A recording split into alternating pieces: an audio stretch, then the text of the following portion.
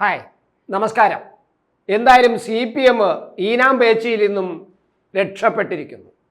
എന്ന് പറഞ്ഞാൽ ഈനാം പേച്ചിയും മരപ്പട്ടിയും ചിഹ്നമായി ഉപയോഗിക്കേണ്ടി വരും എന്ന് CPM നേതാക്കൾ തന്നെ അവരുടെ അണികളെ പറഞ്ഞു പഠിപ്പിച്ചതാണ് നമ്മൾ തിരഞ്ഞെടുപ്പ് കാലഘട്ടത്തിൽ കണ്ടത്. അതുകൊണ്ട് സഖാക്കളെ, നിങ്ങൾ കൂടുതൽ ഊർജ്ജമായിട്ട് പ്രവർത്തിക്കുക. നമ്മൾക്ക് ഈനാം പേച്ചിയും മരപ്പട്ടിയും ചിഹ്നമായിട്ട് ഉപയോഗിക്കേണ്ടി വരും. നമ്മൾ അരിവാൾ ചുറ്റിക നക്ഷത്രം എന്ന ചിഹ്നം നമുക്ക് നഷ്ടപ്പെടാൻ പോകുന്നു. നമ്മുടെ ദേശീയ സ്ഥാനം നഷ്ടപ്പെടാൻ പോകുന്നു. അതുകൊണ്ട് കേരളത്തിൽ നിന്ന് മാത്രമാണ് നമുക്ക് അതിൻ്റെ രക്ഷ. അതുകൊണ്ട് നിങ്ങൾ സജീവമായി പ്രവർത്തിക്കുക എന്ന് ആഹ്വാനം ചെയ്തുകൊണ്ടാണ് CPM നേതാക്കൾ, പ്രത്യേകിച്ച് AK ബാലൻ അങ്ങനെ ഒരു പ്രയോഗം നടത്തിയത്. ഈനാം പേച്ചിയും മരപ്പട്ടിയും നമ്മുടെ ചിഹ്നമാകേണ്ടി വരുമെന്ന്. എന്തായാലും തൽക്കാലം ഈ CPM ഒന്ന് രക്ഷപ്പെട്ടിരിക്കുകയാണ്. ഇനി ഈനാം പേച്ചിയും മരപ്പട്ടിയും പേടിക്കേണ്ടതില്ല. ചുറ്റിക അരിവാൾ നക്ഷത്രം എന്ന ഒരു ദേശീയ ചിഹ്നം അവർക്ക് ലഭിക്കും. അതിന് കാരണം എന്ന് പറയുന്നത്, ഇപ്പോൾ 4 MP-മാരെയാണ് CPM-ന് വിജയിപ്പിച്ചെടുക്കാൻ കഴിഞ്ഞ 4 സ്ഥാനാർത്ഥികൾ, 4 MP-മാർ വന്നിട്ടുണ്ട്. അതിൽ ഒന്ന് നമ്മുടെ കനൽത്തരി എന്ന് പറയുന്ന കേരളമാണ്. 2 DMK-യുടെ ദാക്ഷിണ്യത്തിൽ ഔദാര്യത്തിൽ ലഭിക്കുന്ന 2 MP-മാർ, അത് തമിഴ്നാട്ടിൽ നിന്നും 2 MP-മാർ. പിന്നെ രാജസ്ഥാനിൽ നിന്നും ഒരു MP വിജയിച്ചു വന്നിട്ടുണ്ട്. അവിടുത്തെ പാർട്ടി സംസ്ഥാന സെക്രട്ടറിയായ അദ്ദേഹം ജയിച്ചു വന്നിട്ടുണ്ട്. രാജസ്ഥാനിൽ CPM-ന്റെ സംസ്ഥാന സെക്രട്ടറി തന്നെയാണ് അവിടെ നിന്ന് വിജയിച്ചു വന്നിട്ടുള്ളത്. അങ്ങനെ 4 MP-മാർ CPM-ന് ലഭിക്കുന്നു. CPI-ക്ക് 2 MP-മാർ, അത് തമിഴ്നാട്ടിൽ നിന്ന് മാത്രം. തമിഴ്നാട്ടിൽ, അത് ഞാൻ നേരത്തെ പറഞ്ഞല്ലോ, DMK-യുടെ സ്റ്റാലിൻ്റെ ഔദാര്യത്തിലും സ്റ്റാലിൻ്റെ പണത്തിലും പ്രവർത്തിച്ച് അവർ കൊടുത്ത പണവും അവർ കൊടുത്ത ഉപ്പും ചോറും തിന്നുകൊണ്ട് അവിടെ പ്രവർത്തിച്ചുകൊണ്ട് എന്ന് വിചാരിച്ചിട്ട് അവരെ മോശക്കാരാക്കുന്നില്ല. തിരുപ്പൂർ എന്ന് പറയുന്ന പ്രദേശത്ത് CPI-ക്ക് ശക്തമായ അടിത്തറയുണ്ട്. അവിടെയാണ് ഒരു MP ജയിച്ചിരിക്കുന്നത്. അങ്ങനെ തിരുപ്പൂരും മറ്റൊരു മണ്ഡലവും. അപ്പോൾ ഈ എന്തായാലും CPI-യും അവിടെ 2 സീറ്റുകൾ വിജയിച്ചിട്ടുണ്ട്. പാർട്ടി എന്നുള്ള നിലയിലെ പാർട്ടിയെ നമ്മൾ അധിക്ഷേപിക്കുകയല്ല. തീർച്ചയായും തമിഴ്നാട് തിരുപ്പൂർ പ്രദേശത്തൊക്കെ അവിടെ ഒരു നെയ്ത്ത് കേന്ദ്രമാണ്, തുണി വ്യവസായത്തിന്റെ കേന്ദ്രമാണ്. നേരത്തെ തന്നെ യൂണിയനുകൾ അവർ ഉണ്ടാക്കി വെച്ചിട്ടുണ്ട്. ആ യൂണിയന്റെ പശ്ചാത്തലത്തിൽ അവിടെ പാർട്ടിയുണ്ട്. സ്വാഭാവികമായിട്ടും CPI അവിടെ DMK-യുടെയൊക്കെ പിന്തുണയും കൂടെ കിട്ടിയപ്പോൾ വിജയിച്ചു എന്നുള്ള സത്യമാണ്. 1.5 ലക്ഷത്തിലധികം വോട്ടിന്റെ ഭൂരിപക്ഷത്തിലാണ് അവിടെ വിജയിച്ചിരിക്കുന്നത്. അതുകൊണ്ട് ആ പാർട്ടി നമ്മൾ അധിക്ഷേപിക്കുന്നില്ല. പക്ഷെ എങ്കിലും DMK-യുടെ ഔദാര്യം തന്നെയാണെന്ന് പറയാതിരിക്കാൻ നിവർത്തിയില്ല. അങ്ങനെ പിന്നെ 2 സീറ്റ് CPI-ക്ക് ലഭിക്കുന്നു. പിന്നെ LDF എന്ന തരത്തിൽ, അല്ലെങ്കിൽ ഇടത് പാർട്ടികൾ എന്നുള്ള നിലയിൽ 2 സീറ്റ് CPI-ML-ന് ബീഹാറിൽ നിന്ന് ലഭിക്കുന്നു.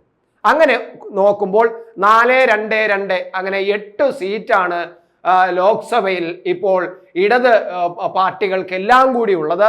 CPM-ന് 4, CPI-ക്ക് 4, CPI-ML-ന് 2. അതാണ് ഇവരാണ് ഈ ഇടതില്ലെങ്കിൽ ഇന്ത്യ ഇല്ല എന്ന് കേരളത്തിൽ നിന്ന് പറഞ്ഞതിൻ്റെ ഒരു പൊരുളിന്റെ അർത്ഥശൂന്യത ഇപ്പോഴാണ് നമുക്ക് മനസ്സിലാവുന്നത്. വെറും ഒരു MP-യെ വെച്ചുകൊണ്ടാണ് അവർ ഇടതില്ലെങ്കിൽ ഇന്ത്യ ഇല്ല എന്ന് പറയുന്നത്. എന്തായാലും 8 സീറ്റ് ഉള്ളത് കൊണ്ട് ചിലപ്പോൾ ഇനിയിപ്പോൾ ഇന്ത്യ അവിടെ ഉണ്ടാകുമെന്ന് നമുക്ക് പ്രതീക്ഷിക്കാം. എന്തായാലും ഈനാം പേച്ചിയും മരപ്പട്ടിയും അവർക്ക് അതിൽ നിന്ന് മാറി നിൽക്കുന്നു. ഇനി നമ്മൾക്ക് ഈ കമ്മ്യൂണിസ്റ്റ് പാർട്ടികളുടെ ഒരു ചരിത്രം ഇന്ത്യ രാഷ്ട്രീയത്തിൽ, പ്രത്യേകിച്ച് പാർലമെന്ററി രാഷ്ട്രീയത്തിൽ, അവർ പാർലമെന്ററി രാഷ്ട്രീയം ആദ്യമൊന്നും അവർ ഇഷ്ടപ്പെട്ടിരുന്നില്ല. സ്വാതന്ത്ര്യം കിട്ടിയപ്പോൾ സ്വാതന്ത്ര്യത്തിനെ അവർ അംഗീകരിച്ചിരുന്നില്ല. റിപ്പബ്ലിക് ആയപ്പോൾ ഈ റിപ്പബ്ലിക്കിനെ അവർ അംഗീകരിച്ചിരുന്നില്ല. നമ്മൾ ക്വിറ്റ് ഇന്ത്യ സമരം നടത്തിയപ്പോൾ, സ്വാതന്ത്ര്യ സമരത്തിന്റെ ഭാഗമായി നടത്തിയപ്പോൾ ക്വിറ്റ് ഇന്ത്യ സമരത്തിന് അവർ അംഗീകരിക്കുകയോ കൂടെ നിൽക്കുകയോ ചെയ്തില്ല. പകരം ബ്രിട്ടീഷുകാർക്ക് അനുകൂലമായിട്ടാണ് അന്ന് CPM കമ്മ്യൂണിസ്റ്റ് പാർട്ടികൾ നിലനിന്നത്. ഇതൊക്കെ നമുക്ക് ചരിത്രമാണ്. പക്ഷെ എങ്കിൽ പോലും ഒരു കാലഘട്ടത്തിൽ വളരെ പ്രതിപക്ഷ നേതൃത്വം ഉണ്ടായിരുന്നു. അത് പാർലമെന്റിൽ, അതായത് ലോക്സഭയിൽ പ്രതിപക്ഷ നേതൃത്വം ഉണ്ടായിരുന്ന ഒരു പാർട്ടിയാണ് കമ്മ്യൂണിസ്റ്റ് പാർട്ടി എന്ന് പറയുന്നത്. AKG ആയിരുന്നു അന്നത്തെ പ്രതിപക്ഷ നേതാവ്. ഏകദേശം 60-ലധികം MP-മാർ കമ്മ്യൂണിസ്റ്റ് പാർട്ടിക്ക് ലോക്സഭയിൽ, ഇന്ത്യൻ ലോക്സഭയിൽ ഉണ്ടായിരുന്നു നമ്മൾ മനസ്സിലാക്കുക. അങ്ങനെയുള്ള കമ്മ്യൂണിസ്റ്റ് പാർട്ടിയാണ് ഇപ്പോൾ വെറും 4-2 തെക്കേ ഇന്ത്യയിലെ 2 സ്ഥലങ്ങളിൽ മാത്രം ഒതുങ്ങിക്കൊണ്ട് കഷ്ടിച്ച് രാജസ്ഥാനിൽ CPM-ന് കിട്ടുന്നു. ബാക്കി തെക്കേ ഇന്ത്യയിലെ 2 സീറ്റുകൾ, 4 സീറ്റുകൾ വെച്ചിട്ട് മൊത്തം 4-2-6 സീറ്റ് കമ്മ്യൂണിസ്റ്റ് പാർട്ടികൾക്ക് ഉണ്ടാവുന്നത്. കമ്മ്യൂണിസ്റ്റ് പാർട്ടിയിൽ നിന്ന് മാറി വിഭജിച്ചു പോയത് തന്നെയാണ് CPI-ML. അപ്പോൾ അതെല്ലാം കൂടെ കൂട്ടി നോക്കുമ്പോൾ കമ്മ്യൂണിസ്റ്റ് പാർട്ടി എന്ന് തന്നെ നമുക്ക് പറയാം. പക്ഷേ അങ്ങനെ 8 സീറ്റുകളിലേക്ക് ഒതുങ്ങുന്നത് മാത്രമല്ല, UPA സർക്കാർ ഭരിച്ചുകൊണ്ടിരിക്കുമ്പോൾ നമ്മൾ കണ്ടതാണ്. അവിടെ കമ്മ്യൂണിസ്റ്റ് പാർട്ടി അംഗങ്ങൾക്ക്, അതായത് CPI-ക്കൊക്കെ അതിനകത്ത് മുഖ്യ മന്ത്രിസഭയിൽ പങ്കാളിത്തം ഉണ്ടായിരുന്നു. ആഭ്യന്തര വകുപ്പ് മന്ത്രി ഇന്ദ്രജിത് ഗുപ്ത അവിടെ ഒരു കാലഘട്ടത്തിൽ പാർട്ടിയുടെ CPI-യുടെ പ്രമുഖനായ നേതാവായിരുന്നു ഇന്ദ്രജിത് ഗുപ്ത. അദ്ദേഹം പാർലമെന്റിലെ ഭരണത്തിൽ UPA ഭരണത്തിൽ ആഭ്യന്തര വകുപ്പ് വരെ കൈകാര്യം ചെയ്ത ആളാണ്. അതുപോലെ സോമനാഥ് ചാറ്റർജി, അദ്ദേഹം പിന്നെ ഈ ലോക്സഭ പിന്നെ സ്പീക്കറായിട്ട് ആയിരുന്നു. ബംഗാളിൽ നിന്നുള്ള CPM-ന്റെ പ്രമുഖനായ നേതാവാണ്. അദ്ദേഹം സ്പീക്കറായിട്ട് നിലനിർത്തുന്നു. അങ്ങനെ നമ്മൾ നോക്കുമ്പോൾ കമ്മ്യൂണിസ്റ്റ് പാർട്ടികൾക്ക് ഇന്ത്യൻ പാർലമെന്ററി ജനാധിപത്യം അവർ അംഗീകരിച്ചു വരാൻ താമസമെടുത്തു ഞാൻ പറഞ്ഞു. എങ്കിൽ പോലും അംഗീകരിച്ച് വന്നതിന് ശേഷം അവർക്ക് നല്ല സ്ഥാനമാണ്, അല്ലെങ്കിൽ ഒരു മഹത്തായ സ്ഥാനമാണ് ഉണ്ടായിരുന്നത്. പ്രതിപക്ഷ സ്ഥാനം പോലും ഉണ്ടായിരുന്ന പാർട്ടിയാണ്. എന്തിന് നമ്മൾ ഫൈസാബാദിനെ കുറിച്ച് പറയുമ്പോൾ അയോധ്യ എന്ന രാമക്ഷേത്രം നിൽക്കുന്ന ഫൈസാബാദ് മണ്ഡലത്തിൽ ഇപ്പോൾ BJP പരാജയപ്പെട്ടത് നമ്മൾ ചർച്ച ചെയ്യുന്നുണ്ട്. പക്ഷേ ഈ ഫൈസാബാദിൽ കഴിഞ്ഞ വർഷങ്ങളായിട്ട് അവിടെ ജയിച്ചു വരുന്നത് CPI സ്ഥാനാർത്ഥിയാണ്. CPIയുടെ ഒരു മിത്ര സെൻ എന്ന് പറയുന്ന നേതാവാണ്. CPIയുടെ പ്രമുഖനായ നേതാവാണ്. വളരെ വെറ്ററനായ വലിയൊരു നേതാവാണ്. അത് വർഷങ്ങളായിട്ട് മാത്രമല്ല 1947 മുതൽ സ്വാതന്ത്ര്യ കാലം മുതൽ അവരെ പാർലമെന്ററി ജനാധിപത്യം അംഗീകരിച്ച് തുടങ്ങിയ കാലം മുതൽ ഈ ഫൈസാബാദിൽ CPIക്ക് MLA ഉണ്ട് എന്നതാണ്. അതാണ് നമ്മൾ കണക്കാണ്. 1947 മുതൽ അവിടെ MLA ഉണ്ട് CPIക്ക്. അത് കഴിഞ്ഞ് ഫൈസാബാദ് അവിടെ MP സ്ഥാനം അവർക്കായിരുന്നു. എൻ്റെ ഓർമ്മയിൽ ഒരു 4 തവണയെങ്കിലും ഈ മിത്ര സെൻ അവിടുത്തെ MP ആയിരുന്നു ഈ ഫൈസാബാദിൽ, ഈ അയോധ്യ നിൽക്കുന്ന ഫൈസാബാദിൽ. അത് കഴിഞ്ഞിട്ട് CPIയുടെ പ്രഭാവം അവിടെ കുറയുകയാണ് നമ്മൾ കാണുന്നത്. ഇപ്പോൾ ഈ മിത്ര സെന്നിന്റെ മകൻ അരവിന്ദ് സെൻ ഇപ്പോൾ അവിടെ വീണ്ടും ഈ പ്രാവശ്യം 2024 മിത്ര സെന്റെ മകൻ അരവിന്ദ് സെൻ മത്സരിച്ചു. CPIയുടെ കാൻഡിഡേറ്റ് ആയിട്ട് തന്നെ മത്സരിച്ചു. പക്ഷേ അദ്ദേഹത്തിന് 15,600 ചില്ലുവാന വോട്ട് മാത്രമാണ് നേടാൻ കഴിഞ്ഞത്. തൻ്റെ അച്ഛൻ 4 തവണ കൈവശം വെച്ചിരുന്ന മണ്ഡലത്തിൽ CPI അദ്ദേഹത്തിന്റെ മകൻ അദ്ദേഹം ഒരു IPS ഉദ്യോഗസ്ഥനാണ്.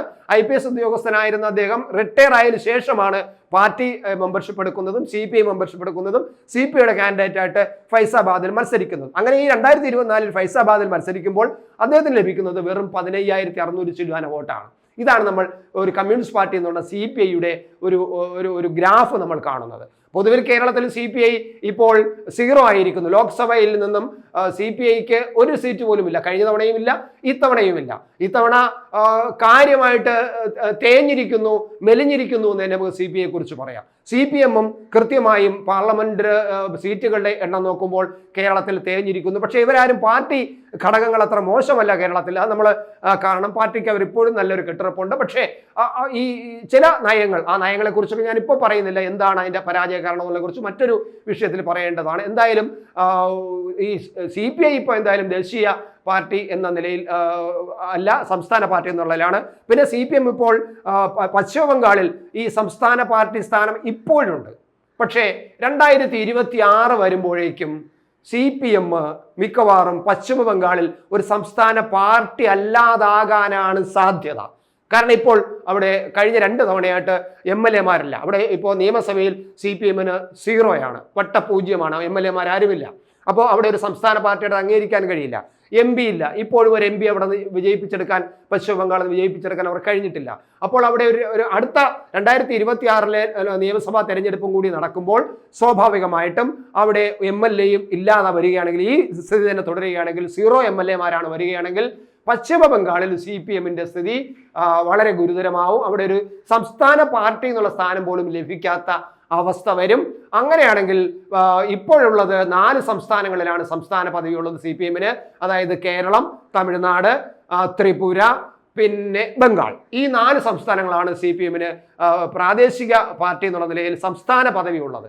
അവിടെ പശ്ചിമ ബംഗാൾ 22 വർഷം കഴിയുമ്പോൾ പശ്ചിമ ബംഗാൾ നഷ്ടമാകുമ്പോൾ പിന്നെ 3 സംസ്ഥാനങ്ങളായിട്ട് മാറും. അതായത് കേരളം, തമിഴ്നാട്, ത്രിപുര. പക്ഷേ ഒരു കാര്യമുണ്ട്, ഇപ്പോൾ രാജസ്ഥാൻ ജയിച്ചതുകൊണ്ട്, രാജസ്ഥാൻ ഒരു MP ജയിച്ചതുകൊണ്ട് രാജസ്ഥാൻ ഇനി ഒരു സംസ്ഥാന പദവി ലഭിക്കാൻ സാധ്യതയുണ്ട്. അത് പ്രത്യേകിച്ച് തെരഞ്ഞെടുപ്പ് കമ്മീഷൻ പ്രത്യേക അപേക്ഷ കൊടുത്ത് വരുമ്പോൾ സ്വാഭാവികമായിട്ടും ഈ ബംഗാൾ നഷ്ടപ്പെട്ടാലും രാജസ്ഥാനിൽ സംസ്ഥാന പദവി ലഭിക്കാൻ സാധ്യതയുണ്ട്. അങ്ങനെയാണെങ്കിലും 4 സംസ്ഥാനങ്ങളിൽ സംസ്ഥാന പദവി എന്നത് ഒരു 5ാം സംസ്ഥാനത്തിലേക്ക് സംസ്ഥാന പദവി മാറ്റാൻ CPM-ന് കഴിയാത്ത അവസ്ഥയാണ്. ബംഗാൾ നഷ്ടപ്പെടും, പകരം രാജസ്ഥാൻ വരും. അങ്ങനെ നോക്കുമ്പോൾ ഒരു CPM എന്നുള്ള പാർട്ടിക്ക് ഒരു ദേശീയ പാർട്ടിയാണ്. വലിയ വിശാലമായ കാര്യങ്ങൾ പറയുന്നതാണ്, തൊഴിലാളി വർഗത്തിന്റെ കാര്യങ്ങൾ പറയുന്നതാണ്. പക്ഷേ സ്വന്തം 2023 ഇപ്പോഴത്തെ കണക്ക് വെച്ച് നോക്കുമ്പോൾ 2033 വരെ ഈ പിന്നെ CPM-ന് തൽക്കാലം ഭയക്കണ്ട, ആരെ ഈ ഇനാം ബേച്ചിയെയും മരപ്പെട്ടിയെയും ഭയക്കണ്ട, തൽക്കാലം അവർക്ക് ഒരു ദേശീയ പാർട്ടിയായിട്ട് നിലകൊള്ളാം.